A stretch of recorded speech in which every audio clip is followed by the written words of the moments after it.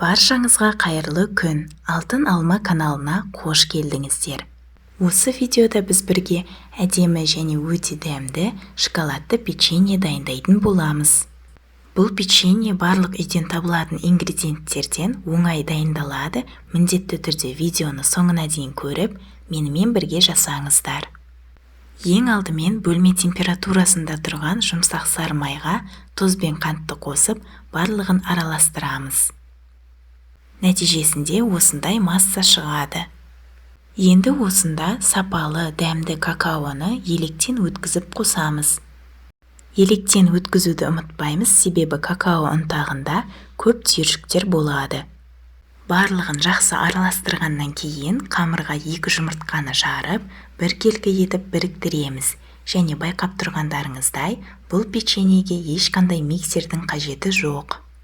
Дәл осы сұйық массаға қамыр қопсытқыш пен ұнды електен өткізіп саламыз. Барлық ингредиенттердің мөлшерін описаниядан таба аласыздар. Соңында бізде бір шама қою шоколадты қамыр шығуы керек. Енді оның бетін жауып, мұздатқышқа 30 минуттай қоя тұрамыз. Осы уақытта қамыр кішкене демалып, онымен жұмыс жасау оңайға соғады.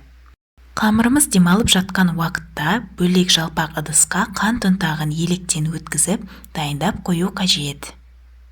Жақсы мұздап салқындаған қамырды шығарып, одан видеода көрсетілгендей етіп, кішкене бөлігін үзіп аламыз. Ендігі кезекте сол бөлікті дөңгелетіп, қант ұнтағына аунату керек. Дайын болған қамырдың көлемі грек жаңғағына ұқсас келеді. Ұнтаққа аунатылған әр бөлікті пергамент қағазы төселген формаға бір-бірінен арақашықтықта орналастырамыз, себебі пеште печеньенің көлемі ұлғаятын болады. Менде 21 печенье шықты. Оларды алдын ала қызып тұрған пеште 180 градуста 15-20 минут көлемінде пісіріңіз.